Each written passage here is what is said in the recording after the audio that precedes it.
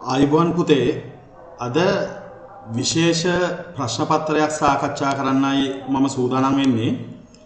අපි දකුණු පළාත් අධ්‍යාපන දෙපාර්තමේන්තුව විසින් 2020 පළමු වාර පරීක්ෂණයට ලබා දුන්න 10 ශ්‍රේණිය පළවෙනි ප්‍රශ්න පත්‍රයේ සාකච්ඡා කරන්නයි සූදානම් වෙන්නේ.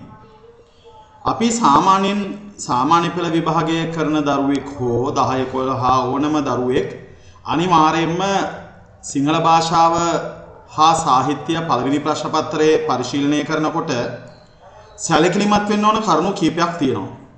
මේකේ බලන්න රෝමාංක 1 සඳහන් වෙනවා සියලුම ප්‍රශ්න වලට පිළිතුරු සපයන්න මෙම ප්‍රශ්න පත්‍රය සඳහා ලකුණු 40ක් ලැබේ. දෙවැනි කරුණ වශයෙන් තියෙනවා අංක 1 සිට 40 තෙක් ප්‍රශ්නවල දී ඇති 1 2 3 4 යන පිළිතුරු වලින් නිවැරදි හෝ වඩාත් ගැළපෙන පිළිතුර තෝරන්න කියලා. රෝමාංක 3 ඔබට සැපේන පිළිතුරු පත්‍රයේ එක් එක් ප්‍රශ්නය සඳහා දී ඇති කව අතුරින් ඔබ තෝරාගත් පිළිතුරෙහි අංකයට සැසඳෙන කවය තුල වැරදි ලකුණ යොදන්න. ඒ කියන්නේ ඔය කතිර ලකුණයක් යොදන්න ඕනේ. එම උත්තරය පත්‍රයේ පිටුපසදී ඇති අනෙක් උපදේශද සැලකිල්ලෙන් කියවා ඒ වාද පිළිපදින්න. දැන් බලමු පුතේ ඔයාලට පේනවා මේ ප්‍රශ්න පත්‍රයේ සඳහන් වෙන අංක 1 සිට 3 දක්වා තියෙන ප්‍රශ්න වලට අපි උත්තර ලියන්නයි සූදානම් වෙන්නේ. කියලා දෙනවා අංක 1 සිට 3 දක්වා ප්‍රශ්නවල එක් එක් වාක්‍යයේ තදකළු අකුරින් මුද්‍රිත කොටසේ අර්ථයට වඩා සමීප අර්ථය දෙන වර්ණය තෝරන්න කියලා. ඔය ඉඟිවැකි සම්ප්‍රදාය රූඩි ආශ්‍රිතව තමයි පුතේ මෙන්න මේ ප්‍රශ්නේ සැකසෙන්නේ. ඒක විශේෂයක්. නගරාධිපතිතුමාගේ උත්සාහය කැපවීම නිසා නගරයට නව එළියක් ලැබුණු බව ජනතාව පැවසූහ.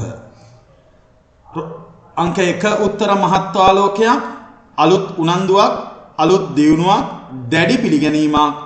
මේ නව එළියක් කියන්නේ අලුත් දියුණුවක් තමයි පුතේ නව එළියක් කියලා හඳුන්වන්නේ. ඒකට ඒකේ පිළිතුර වෙන්නේ අලුත් දියුණුවක්.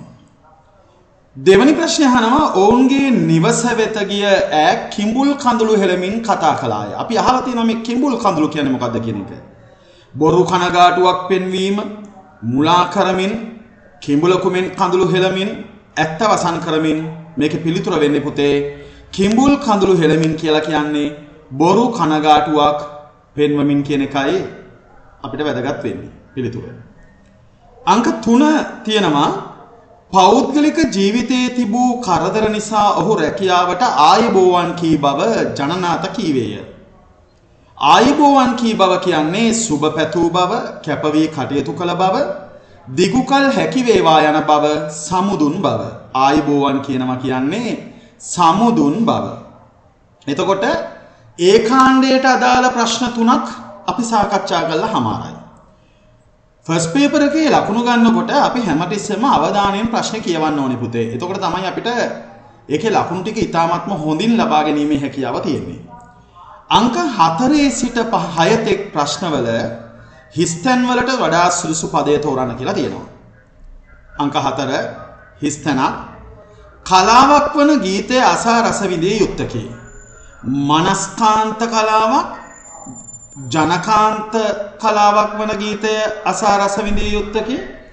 අයස්කාන්ත කලාවක් වන ගීතය අසා රස විඳිය යුත්තකි. ඒකාන්ත කලාවක් වන ගීතය අසා රස විඳිය යුත්තකි. මෙතන පුතේ පිළිතුර වෙන්නේ ජනකාන්ත කලාවක් කියන එක තමයි අපිට වැදගත් වෙන්නේ. එතකොට නිවැරදි වෙන්නේ උත්තරේ ජනකාන්ත කලාවක් වන ගීතය අසා රස විඳිය යුත්තකි. පස්වෙනි ප්‍රශ්නය අහනවා ආතර් සී ක්ලාක් මහතා විද්‍යාත්මක සමීක්ෂණ සිදු කරමින් සමාජය උදෙසා සුවිශාල මෙහෙවරක් ඉටු කළ යුග පුරුෂයෙකි. ආතර් සී ක්ලාක් මහතා විද්‍යාත්මක නිරීක්ෂණය සිදු කරමින් සමාජය උදෙසා සුවිශාල මෙහෙවරක් ඉටු කළ යුග පුරුෂයෙකි. ආතර් සී ක්ලාක් මහතා විද්‍යාත්මක ගවේෂණ සිදු කරමින් සමාජය උදෙසා සුවිශාල මෙහෙවරක් ඉටු කළ යුග පුරුෂයෙකි. එතකොට අපිට මේකේ නිවැරදි උත්තර වෙන්නේ ආතර් සී ක්ලාක් මහතා විද්‍යාත්මක ගවේෂණ සිදු කරමින් සමාජය උදෙසා සුවිශාල මෙහෙවරක් ඉටු කළ යුග පුරුෂයෙකි. නැවත මම පිළිතුර කියන්නම්. ආතර් සී ක්ලාක් මහතා චන්ද්‍රිකා තාක්ෂණයේ පියා තමයි ආතර් සී ක්ලාක් මහතා විද්‍යාත්මක ගවේෂණ සිදු කරමින් සමාජයේ උදෙසා සුවිශාල මෙහෙවරක් ඉටු කළ යුග පුරුෂයෙකි. 6 වෙනි ප්‍රශ්නේ අහනවා සවන් දීම ළමා අප විසින් පුහුණු කරගත යුතු අගනා ධර්මතාවයකි, ගුණාංගයකි, අත්දැකීමකි, කුසලතාවයකි. පුංචි කාලේදී දෙමව්පියෝ ඔයාලගේ කුසලතාව බලනවා. එහෙමනම් අධ්‍යාපනය සිදු කිරීමේදී ගුරුවරයාගේ ගුරු භූමිකාවේ සිරිත තමයි ශිෂ්‍යයාව දැනුම ආකල්ප කුසලතාව වලින් සංවර්ධනය කිරීම. එහෙනම් ළමයා විසින් සංවර්ධනය කළ යුතු කුසලතාවයක් තමයි පුතේ සවන් දීම. ඒකට පිළිතුර වෙන්නේ සවන් දීම ළමා අප විසින් පුහුණු කරගත යුතු අගනා කුසලතාවයකි. 7 වෙනි ප්‍රශ්නේ සෑම පදයකම අක්ෂර වින්‍යාසය නිවැරදිව යෙදී ඇති පදපේළිය තෝරන්න කියලා තියෙනවා. සෑම පදයකම අක්ෂර වින්‍යාසය නිවැරදිව යෙදී ඇති පදපේළිය තෝරනකොට මේ ලේඛනය කියලා ලියලා තියෙනවා හරි පුතේ. ශේෂ්ත්‍රය කියන එකත් හරි, විශිෂ්ට කියන එකත් හරි, සන්තුෂ්ටිය කියන එකත් හරි. එතකොට ලේඛනය නිවැරදි, ශේෂ්ත්‍රය නිවැරදි, විශිෂ්ට නිවැරදි, සන්තුෂ්ටිය නිවැරදි. මේ අපි කතා කළේ අක්ෂර වින්‍යාසය. එහෙනම් අපිට අක්ෂර වින්‍යාසය ආශ්‍රිතව පුතේ අනිවාර්යයෙන්ම විභාගෙට ප්‍රශ්නයක් හැදෙනවා. 8 වෙනි ප්‍රශ්නේ අහනවා රූපක, පාමුල, කෘතිම, දිනුම යන වචනවල පළමු අකුරෙහි අන්තර්ගත පිල්ලම් අනුපිළිවෙලින් දැක්වෙන වර්ණය තෝරන්න කියලා දෙනවා. රූපක කියනකොට රූ කියලා කියනකොට දීර්ඝ ඇද නේද තියෙන්නේ? එහෙමද? නෑ. රූපක කියනකොට දීර්ඝ ඇද නෙවෙයි තියෙන්නේ. රූපක කියනකොට තියෙන දීර්ඝ පාපිල්ල. අපි උච්චාරණය කළා බලන්න ඕනේ. පාමුල කියනකොට පා කියනකොට පළවෙනි අකුරේ ඇලපිල්ල තියෙනවා. කෘතිම කියනකොට ගැටය සහිත ඇලපිල්ල තියෙනවා. දිනුම කියනකොට කෙටි ඉස්පිල්ල තියෙනවා. ඒකට පිළිතුර වෙන්නේ දීර්ඝ පාපිල්ල, පාමුල කියනකොට ඇලපිල්ල, කෘතිම ගැට ඇලපිල්ල, දිනුම කෙටි ඉස්පිල්ල. පිළිතුර අංක 2. දෙවෙනි පිළිතුර වෙන්නේ පුතේ දීර්ඝ පාපිල්ල, ඇලපිල්ල, ගැට ඇලපිල්ල, කෙටි ඉස්පිල්ල කියන පිළිතුරු 4. ජය යන පදෙහි අන්තර්ගත අක්ෂර වර්ගය මොකක්ද කියලා අහනවා. අපි චූට්ටක් මේ පැත්තකින් නිකන් ලියලා බැලුවොත් පේපර් එකේ මම බැලුවොත් අපි දන්නවා ක වර්ගයේ අක්ෂර තියෙනවා, ච වර්ගයේ අක්ෂර තියෙනවා, ට වර්ගයේ අක්ෂර තියෙනවා, ත වර්ගයේ අක්ෂර තියෙනවා, ප වර්ගයේ අක්ෂර තියෙනවා. එතකොට ක, ඛ, ග, ග, න, ග කියලා බෙදෙනවා. ච, ඡ, ज, ज, ञ, ज, ठाठ, डा, ड, न, ड, ताथ, दा, द, न, द, पाप, बा, ब, म, ब කියලා අපිට වර්ගාක්ෂර සහ සංයුගාක්ෂර ගලපනකොට මෙන්න මේ පේළිය අපි කියනවා කණ්ඨජ කියලා. කණ්ඨජ. මේ පේළිය තාලුජ වෙනවා. තාලුජ. මේ පේළිය මූර්ධජ වෙනවා. මේ පේළිය දන්තජ වෙනවා. මේ පේළිය ඕෂ්ඨජ වෙනවා. එතකොට අපි ජය කියන පදයේ අන්තර්ගත අක්ෂරය අපි බලමු. ජය කියන අක්ෂරය කොතනද පැහැදිලිවම තියෙන්නේ කියලා බැලුවොත් අපිට ජය කියන අක්ෂරය තියෙන්නේ මෙන්න මේ ජ අක්ෂරය. ජ අක්ෂරය තියෙන්නේ තාලුජ පේළියේ. එහෙනම් පිළිතුර වෙන්නේ පුතේ තාලුජ කියන එක තමයි පිළිතුර වෙන්නේ. අංක 2. ඊළඟට අපිට තියෙනවා අකාරාදී පිළිවෙල සකස් කිරීම. මම ලියා ගන්නවා අකාරාදිය කියන්නේ සිංහල වර්ණමාලාවේ අනුපිළිවෙලට අනුව අක්ෂර පෙළ ගැස්වීම තමයි අකාරාදියක් වෙන්නේ. අපිට අකාරාදිය දුරකථන නාමාවලිය තුලදී ඒ වගේම මැතිවරණයකදී අපේක්ෂකයෙකුට මනාපංක ලබා දීමේදී අකාරාදිය වැදගත් වෙනවා. මම පහසුව සඳහා මෙහෙම ලියා ගන්නවා සුනේත්‍රා, විජයබා කොල්ලය, සක්වා ලිහිණි, සදා මෙලෙස පුර දෙරණේ කියන එක. එතකොට මේකේ මම බලනවා ස්වර වලින් පටන් ගන්න එකම අකුරක්වත් නැහැ පුතේ. එතකොට ස්වර වලින් පටන් ගන්න එකක්වත් නැත්තම් මම බලනවා කක ගගන නැහැ, චච ජජන නැහැ, තත දදන, තත දදන, තත දදන, යරලව, පප බබම යරලව, සස සහල. එතකොට යරලව කියනකොට විජේබා කොල්ලේ එක වෙනවා. සක්වාලිහිනි සසා සැස සිසී කියලා ගන්නකොට සක්වා කියනකොට 2, සදා මෙලෙස 3, සුනේත්‍රා 4. එතකොට මේකේ පිළිතුර වෙන්නේ එක වෙන්නේ විජේබා කොල්ලය, 2 වෙන්නේ සක්වාලිහිනි, 3 සදා මෙලෙස පුරවරණේ, 4 සුනේත්‍රා. එහෙනම් අපිට ඒ පිළිතුර ගන්න බෑ පුතේ. ඒකට මම මෙතන ලියාගත්ත කරුණ මම ඩිලීට් කරන්නම්. අපි ඊළඟ එකක් බලමු. ඒතකොට ලේසි අපිට අපි වෙලාව ගන්න ඕනේ මේ වගේදී එකම සැරේ උත්තරයට යන්නේ නැතුව. අපි ගන්නවා නෙළුම් කියන එක, තඹර, පංකජ, කමල්.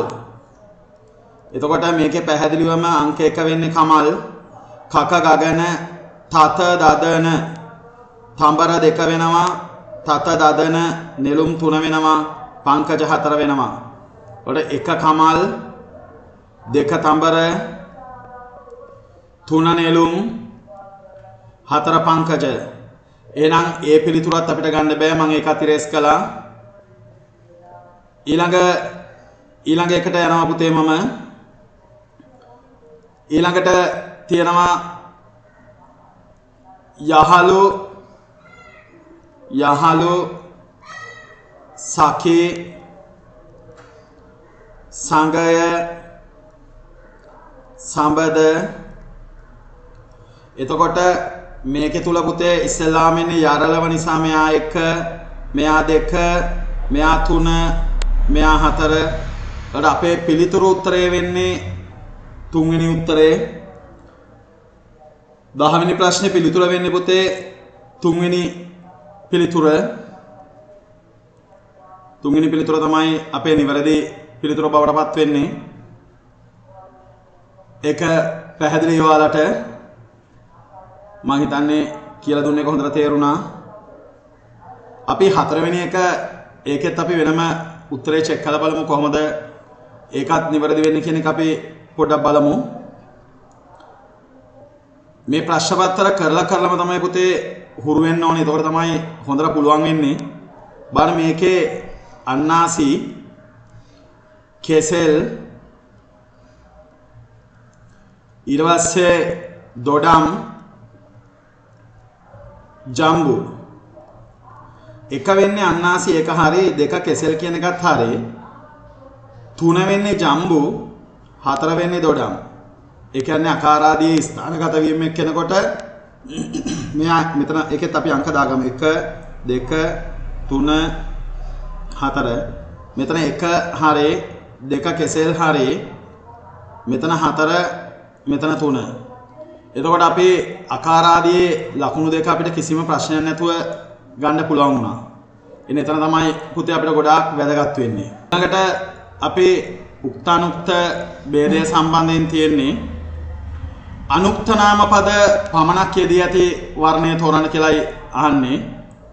ශිෂ්‍යයකු කියනකොට එතන පැහැදිලිව පේනවා ඒක අනුක්තයි, තොපි උක්තයි, දෙවගණක් උක්තයි, ඔවුන් අනුක්තයි. ඒක ගන්න බෑ.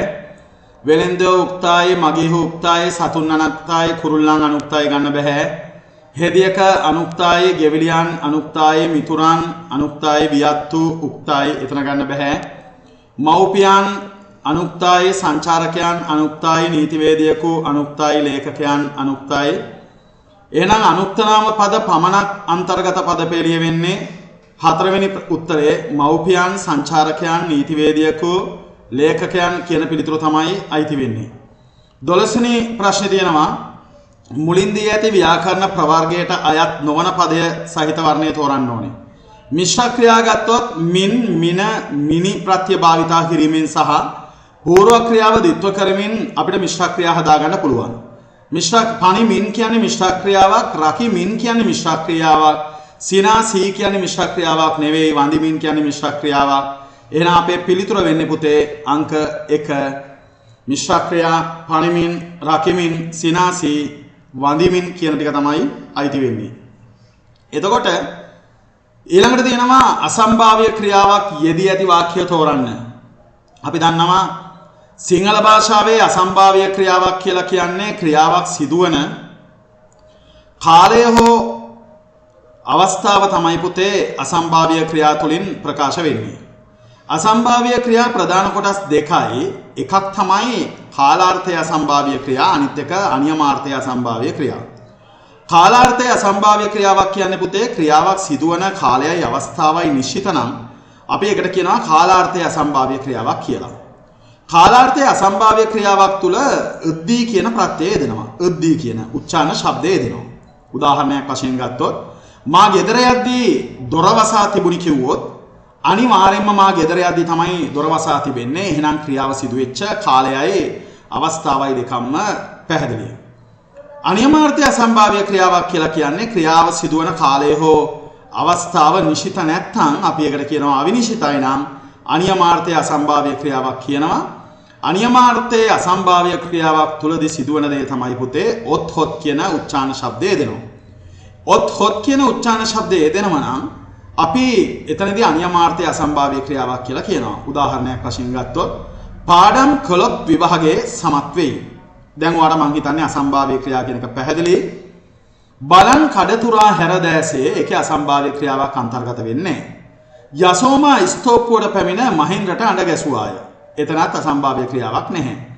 වැසිදියෙන් වැව පිරුණොත් ගොවීන් සතුටු වේවි. මේ වන විට දිවයින පුරා ජාතික නිදහස් ව්‍යාපාරය පැතිරෙමින් තිබිනි. අතන අපිට උත්තරේ හම්බුණා තුන්වෙනි උත්තරේ. වැසිදියෙන් වැව පිරුණොත් ගොවීන් සතුටු වේවි.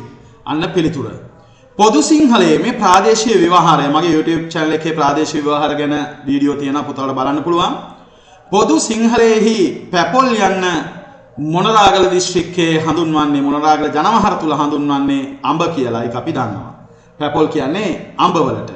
මහල්ලෝ යන පදයේ ප්‍රകൃතිය සහ ප්‍රත්‍ය වෙන් කළ විට නිවැරදි පිළිතුර වන්නේ මහල් එකතු කිරීම ලකුණ ඕ ඒක නෙවෙයි, මහල්ලා එකතු කිරීම ඕත් නෙවෙයි, මහල්ලෝ එකතු කිරීම ඕ මහල්ලෝ කියන පදේ අපි දන්නවා. 16 වෙනි ප්‍රශ්නේ තියෙනවා පරිශීලනය වාක්කෝෂය චිරන්තන කාව්‍යෝක්ති යන පදවල අරුත් නිවැරදිව දැක්වෙන වර්ණය වන්නේ කියලා. පරිශීලනය කියන්නේ ඇසුරු කිරීම. එතකොට පරිශීලනය කියන්නේ ඇසුරු කිරීම. වාක්කෝෂය කියන්නේ වචන සමූහය, චිරන්තන කියන්නේ කාව්‍යමය කියමන් නෙවෙයි. එහෙනම් ඒ පිළිතුර ගන්න බෑ. පරිශීලනය වචන සමූහයක් නෙවෙයි. පරිශීලනය පෞරාණික කියන එකත් නෙවෙයි. පරිශීලනය කියන්නේ හතරවෙනි ප්‍රශ්නේ ඇසුරු කිරීම, වාක්කෝෂය වචන සමූහය, චිරන්තන පෞරාණික, කාව්‍යමය කියමන් වලට තමයි කාව්‍යෝක්ති කියන්නේ. එතකොට වාක්‍යමය කියමන් වාක්‍යෝක්ති කියලා අපි සාහිත්‍ය වලදී ඉගෙන ගන්නවා. 16 වෙනි එකේ පරිශීලනය වාක්කෝෂය චිරන්තන කාව්‍යෝක්ති යන පදවල අරුත් නිවැරදිව දැක්වෙන වර්ණය වෙන්නේ පුතේ ඇසුරු කිරීම, වචන සමූහය, පෞරාණික, කාව්‍යමය කියමන් කියන පිළිතුර. ඊළඟට අපි යනවා අංක 17 සිට 19 තෙක් ප්‍රශ්නවල තද කළු අකුරින් මුද්‍රිත කොටසේ අර්ථය නිවැරදිව දැක්වෙන වර්ණය තෝරන්න කියලා තියෙනවා. ලේඛකයාගේ හසලත්වය ඔහුගේ නිර්මාණ ඇසුරු කිරීමේදී මැනවින් ප්‍රකට වේ. හසලත්වය කියන්නේ විශිෂ්ටත්වය, නිපුණත්වය, ආධුනිකත්වය, උද්‍යෝගීත්වය. හසලත්වය කියන්නේ පුතේ හොඳට මතක තියාගන්න නිපුණත්වයටයි අපි හසල බව කියන්නේ. මළුව වටා කයියෝරුවක් කියන්නේ කොරවක් ගලක්. ඔයාලට මතක ඇති හැටියට හත්ති පාකාරයක් පිහිට ඇත. මේ හත්ති කියන්නේ ඇත්, පාකාරය කියන්නේ පවුර. එහෙනම් පිහිටලා තියෙන්නේ ඇත් පවුරක්. මළුව වටා කයියෝරුවක් හැටියට හත්ති පාකාරයක් පිහිට ඇත කියන්නේ ඇත් පවුරක් තමයි තියෙන්නේ. 19 වෙනි ප්‍රශ්නේ අහනවා එදිරිවීර සරච්චන්ද්‍ර මහතා දේශීය නාට්‍ය කලාවක් ස්ථාපනය කිරීමේ පුරෝගාමියා වූයේය. පුතාලා දන්නවා සිංහල නාට්‍යවේදයේ පියා තමයි, පුරෝගාමියා තමයි, නැත්නම් පෙරගමන්කරු තමයි මහාචාර්ය එදිරිවීර සරච්චන්ද්‍ර. සිංහබාහු මනවේ වගේ විශිෂ්ට නාට්‍ය ලියපු මහාචාර්ය එදිරිවීර සරච්චන්ද්‍රයන් පුරෝගාමියා වුණා නම් පුරෝගාමී කියන්නේ පුතේ පෙර ගමන් කරු කියන එකයි කියන්නේ. 20 වෙනි ප්‍රශ්නය අහනවා. ඒ ඉස්සලා දෙනවා දී ඇති වචන ගොනු අතුරින් අන්‍යෝන්‍ය වශයෙන් සමීපකාරයන් හා සමග බැඳී නොපවත්නා පදපේලි. අපි ඒව තමයි සැලකිලිමත් වෙන්න ඕනේ. පවත්නා නෙවෙයි නොපවත්නා. නොපවත්නා කියන්නේ මොකද්ද කියලා බලන්න ඕනේ.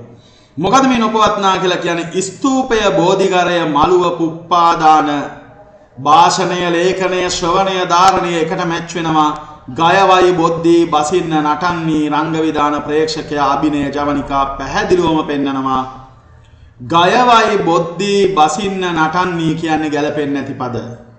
21 පර්යාය පද ගැනයි මට හිතෙන විදිහට අහන්නේ.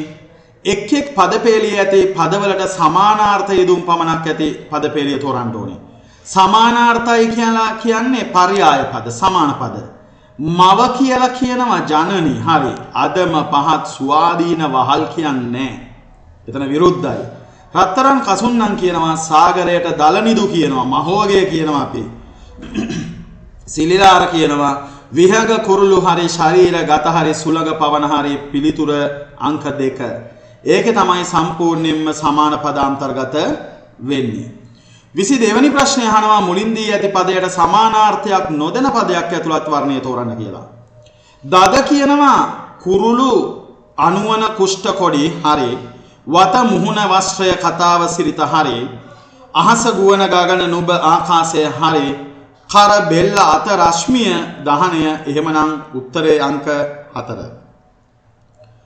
අපි යනවා 23 ප්‍රශ්නෙට. විරුද්ධාර්ථවත් පද යුගලක් අන්තර්ගත පද පේළිය. උත්කෘෂ්ටයි නම් නිකෘෂ්ටයි. බැලූ බැලමට අපිට උත්තරේ හම්බුණා. උත්කෘෂ්ටයි නම් නිකෘෂ්ටයි. සතුරු පිළිමල් කියන්නේ සමාන වචන.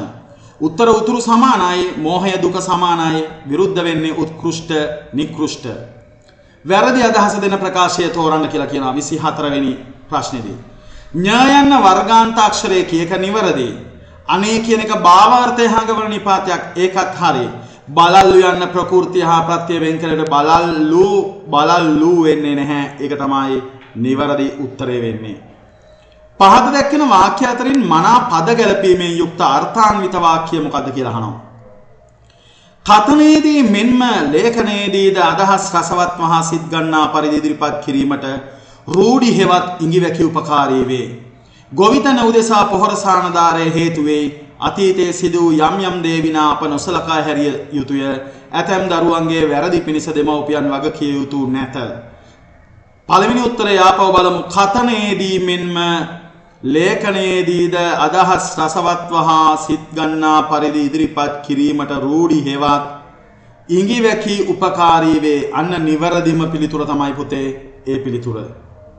අපි ඊළඟ එකට යනවා. අංක 26 27 ප්‍රශ්න යටතේ දී ඇති අදහසට වඩාත්ම ගැළපෙන ප්‍රස්තාව පිරුළ අන්තර්ගත වර්ණය තෝරන්න කියලා තියෙනවා. ඕනෑවට එපාවට යමක් කරනවා නම් දී කිරට බලල්ලු සාකිලු කියන්නේ ලෙඩ කපුට වැල කනවා වගේ කියලා තමයි අපි කියන්නේ. මොකද ඕනෑවට එපාවට යමක් කරනවා නම් ලෙඩ කපුට වැල කනවා වගේ. ඡන්දේ ජන්මයෙන් ලද දුර්ගුණ අත් නොහැරිය හැකි බව. පුතේ කවදාවක්වත් උණුපුරුකේ දැම්මත් බලුවල්ගේ අද අරින්න බෑ. ඒක උත්පත්තියෙන් එන දෙයක්. එහෙනම් පිළිතුර එතනයි. ගට අක්ෂර උත්පත්ති ස්ථාන අනුව පිළිවෙලින්. ඔයාලට මතකද ග කියන අක්ෂරය කොතනද තිබ්බේ කියලා මතක ඇති. ග කියලා කියන්නේ කක ග ග න ග කියනකොට කණ්ඨජ අක්ෂරයක්. ට වෙන්නේ ට ඨ ඩ ඩ න ඩ මූර්ධජ අක්ෂරයක්. වෙන්නේ ග කණ්ඨජයි ඨ මූර්ධජයි. අංක 29 සිට 30 යටතේ ඇති දී ඇති ප්‍රශ්න වලට ව්‍යාකරණානුකූලව නිවැරදි වාක්‍ය තෝරන්න ඕනේ. අයෙක් විභාගයේ සමත්වය ගන්න බෑ. අයෙක් කියන්නේ නිත්‍ය බහුවචනයක්. ආඛ්‍යාතයේ බහුවචනයෙන් තියෙන්න ඕනේ. කවරෙක් නිවසට ඇතුළු වේද? ඒ පිළිතුර ගන්නත් බෑ. ඇදුරානෝ සිසු දරුවන් දිරිමත් කරති. කවුද දිරිමත් කරන්නේ? ඇදුරානෝ. හරියටම හරි උත්තරේ තමයි තුන්වෙනි උත්තරේ. ඇදුරානෝ සිසු දරුවන් දිරිමත් කරති. මෑණියන් දෑ විහාරයට ගියාය. වහන්සේ දෑපා කියන්නේ ගෞරවාර්ථ පදනම්. එතන පිළිතුර වැරදි. ආඛ්‍යාතය. එතකොට අපෙන් අහනවා නෝනා කෙනෙක් සාරියක් මිලදී ගනිති. බැහැ. ඒ පිළිතුර වැරදි. නෝනා කෙනෙක් කිව්වහම ඒක අර්ථයක් ප්‍රකාශ කරන්නේ දියණියෝ මව්පිය උපදෙස් පිළිගත්තාය වෙන්න බෑ. දියණියෝ බහුවචන නිසා බටපිරිස නිදහස් සුල්ලට එක්වූහ. බටපිරිස කියනකොට සමූහාර්ථවාචී බහුවචන පදයක් ආඛ්‍යාතයේ බහුවචනයෙන් තියලා තියෙනවා පුතේ. නිවැරදි උත්තරය වෙන්නේ බටපිරිස නිදහස් සුල්ලට එක්වූහ කියන එක. 31 වෙනි ප්‍රශ්නේ ඈ දරුවන් වෙනුවෙන් කැප වූ දාර මාතාවක් වූාය. විවිධ රටවල් ගැන තොරතුරු සෙවීම ඔහුගේ විනෝදාංශය විය. අත්තම්මා ප්‍රතිකාර ලබා ගැනීම සඳහා රෝහල කරා ගියාය. ජලය ධනයමෙන් සුරකින්න පිළිතුර උත්තරාංක 1. පහර දැක්වෙන වාක්‍ය ලේඛන විවහාරයට හැරෝ විට වඩාත් නිවැරදි පිළිතුර මොකක්ද කියලා අහනවා. සමහර කෙනෙක් ඒක ගැන ඇහුවා. සමහර කෙනෙක් ඒ ගැන ඇසුවේය. සමහර කෙනෙකුට ගොඩක් නේද? සමහර කෙනෙක් ඒ ගැන ඇසුවෝය. එහෙනම් නිත්‍ය බහුවචන අර්ථය ප්‍රකාශ වෙන්නේ මෙතනදී. උත්තරය 1. 33 වෙනි ප්‍රශ්නේ අහනවා මන් තනන්න ඕනම් කෙටි කතාවේ රචකයා වනුයේ ජී.බී. සේනානායකය, ඇරවුල නන්දි මිත්‍රය, ගුරුදාස අමරසේකරය, මහගම සේකරය. කවුද පිළිතුර වෙන්නේ? මන් තනන්නෝ කෙටි කතාවේ රචකයා මහගම සේකර. CWW කන්නංගර මහතා ජනප්‍රිය වූ කවර ගෞරවාන්විත නාමයකින්ද? අපි අනගාരിക ධර්මපාලතුමා ජාතික අධ්‍යාපනයේ පියා වෙනකොට CWW කන්නංගර මහත්තයා මේ රටට කීර්තිමත් සේවාවක් කරනවා නිදහස් අධ්‍යාපනයේ පියා නැත්නම් හද්දෙස්ස ක්‍රමය ආරම්භ කිරීමේ පුරෝගාමියා විදිහට. පිළිතුර නිදහස් අධ්‍යාපනයේ පියා. සාර්ථක කෙටි කතාවක් නිර්මාණය කිරීම ආකස්මිකව උඩින් වැටෙන දේවල් කියලා කියනවා. අහේතුකව වැටෙන දේවල් කළ හැකි දෙයක් නොවේ. ජනපාඨයේ ආකස්මිකව යන්නේ අරමුණ වෙන්නේ අරමුණක් නැතුව අර්ථවත්යක් නැතුව හේතුවක් නැතුව කියන එක තමයි ආකස්මික කියන්නේ. 36 වෙනි ප්‍රශ්නේ පහත සඳහන් කවියේ 3 වෙනි පදපෙළිය තෝරන්න. ඉහළ වෙලේ ඉස්මත්තේ දියහබරල මල්ගොල්ලේ නීල වරල ළමද හොලාලා බිමට නැමී කවුදෝය පලානෙලන්නේ. පිළිතුර අංක 1 තමයි පිළිතුර. 37 සූර්යමල් අහස්තලයේ සිනාමවන හිමිදිරියේ අගනගරයේ මහවීදියේ ඉහත පද්‍ය කාණ්ඩයේ රචකයා කවුද කියලා අහනවා. මේක රචකයා මහගම සේකර නෙවෙයි, සිරි ගුණසිංහ මහතාත් නෙවෙයි, නන්දන වීරසිංහනුත් නෙවෙයි, පරාක්‍රම කොඩිතුවක්කු කියන අග්‍රගණයේ නූතන කවියා. සමාජ ප්‍රශ්න දිහා සංයමයෙන් බලපු ඉතාමත් අපූර්ව නිර්මාණකරුවෙක් පරාක්‍රම කොඩිතුවක්කුව. 38 වෙනි එකේ කිරියත්ත කියලා කියන්නේ 100ට. අත්තප්පස්සීය ආත්තස්සීය එනම් යනුවෙන් හැදින්වෙන පද 11 හඳුන්වන්නේ 100 කියලා. ගරුණම්බු යුගල පදයකේ මේ යුගල පදයට අර්ථයෙන් සමාන නැහැ. ගරුණම්බු යන යුගල පදයේ පද යුගලයේ අර්ථයෙන් සමාන වේ. මේ එවැනි යුගලයක් වන්නේ.